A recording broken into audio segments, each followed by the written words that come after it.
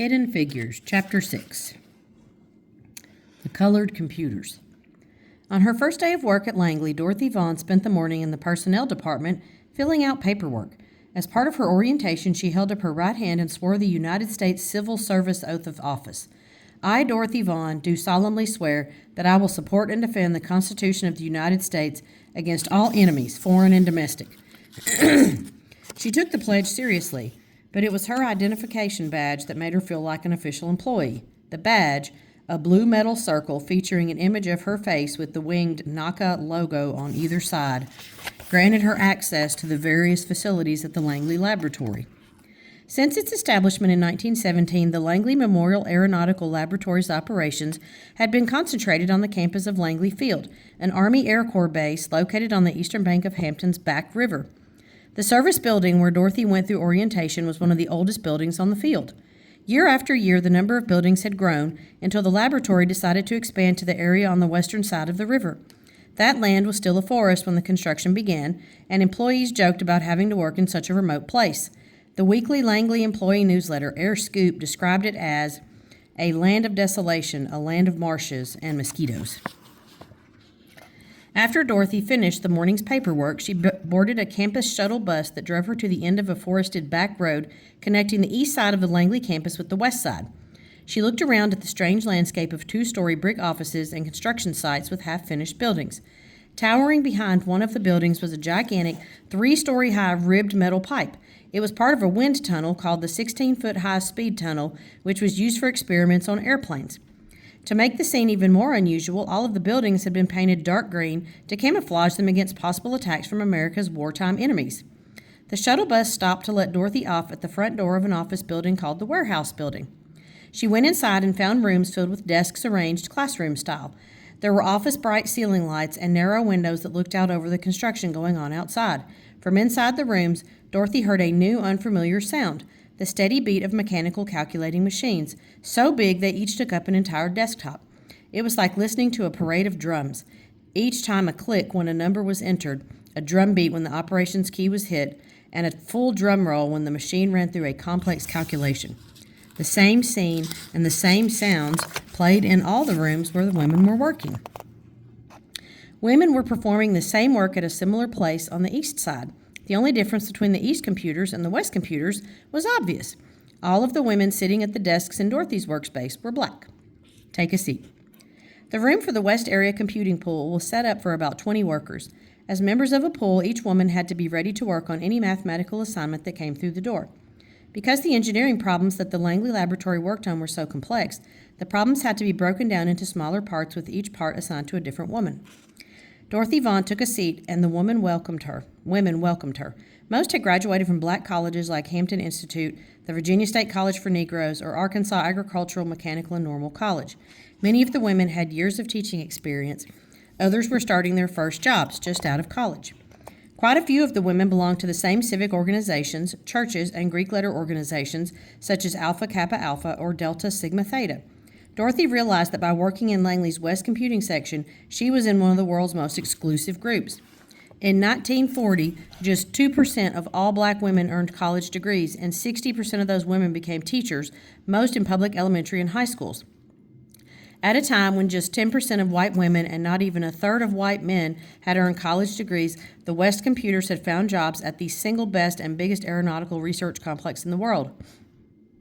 At the front of the room, like teachers in a classroom, sat 2 white women, the West Computing section head and her assistant. The work that came to a particular section usually flowed from the top of the pyramid down. Engineers came to the head of the entire computing operation, who handed down tasks to each section head, who then divided up the work among the women in her section. Over time, some of the engineers developed favorites and brought assistants directly to the section head or even to a particular human computer. Dorothy was a welcome addition to the computer pool. The women had too much work to do in too little time. The National Advisory Committee for Aeronautics planned to double the size of Langley's west area in the next 3 years. When Dorothy arrived, the agency was scrambling to keep up with the American aircraft industry, which had gone from the country's 43rd largest industry in 1938 to the world's number 1 by 1943. Trouble in the lunchroom. In the middle of the day, the women of West Computing walked as a group over to the cafeteria. Langley was so crowded that each team had a designated 30-minute window for lunch, just enough time for a quick meal and a little conversation. Most groups sat together out of habit. For Dorothy and the West Computers, segregated seating was required. The women of West Computing were the only black women professionals at the laboratory, not exactly excluded, but not quite included either. A white cardboard sign on a table in the back of the cafeteria said colored computers in crisply stenciled black letters. It was the only sign in the cafeteria. No other group needed assigned seating. This kind of racial insult was all too common. It was the kind of subtle jab that African Americans had learned to tolerate, if not accept, in order to function in their daily lives. The women probably expected it, but in the environment of the laboratory, a place that had chosen them for their intellectual talents, the sign seemed particularly offensive. At first, the women tried to ignore the sign. They pushed it aside and tried to pretend it wasn't there. In the office, the women felt equal, but in the cafeteria and the bathrooms, the colored signs were a reminder that some were more equal than others.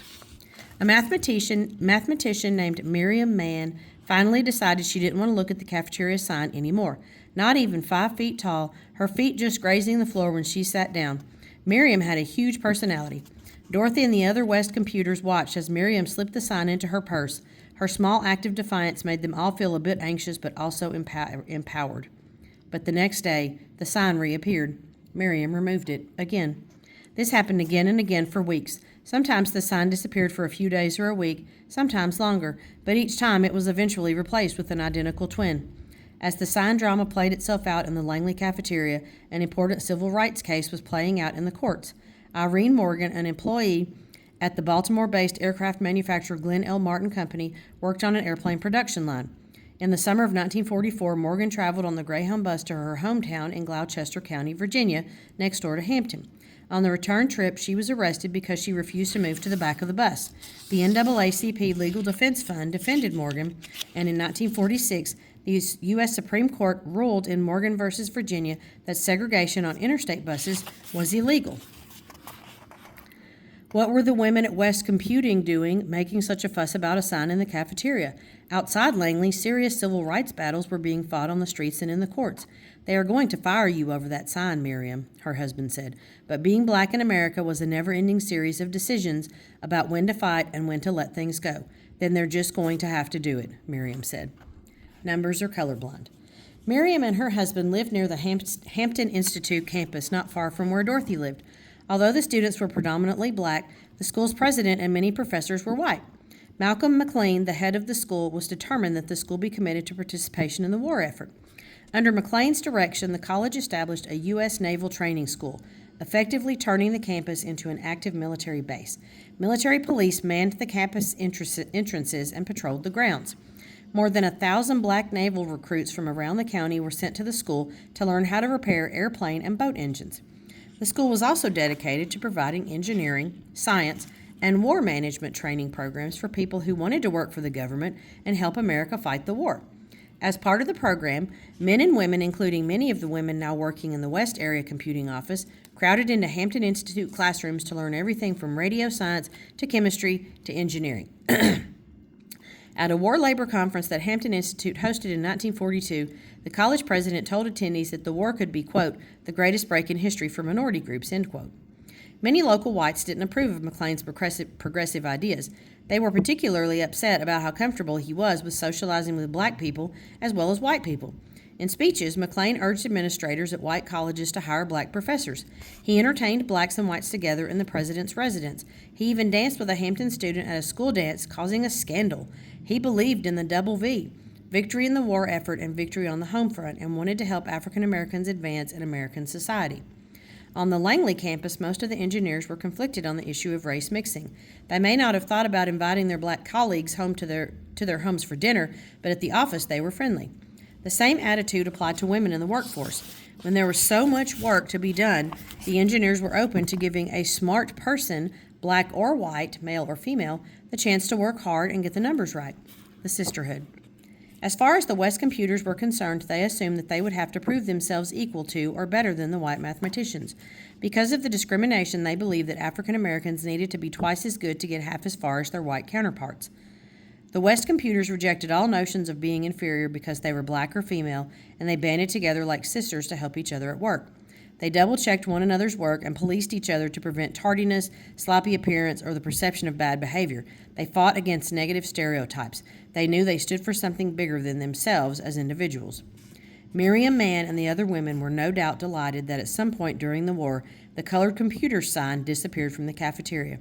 The segregated office and separate bathrooms remained, but the Battle of the West Area cafeteria was over. Even without the sign, the West computers still sat together at the same table. Now, however, they were able to enjoy their lunch and each other's company without staring at a humiliating sign. Many of the relationships that began in those early days in West computing blossomed into lifetime friendships.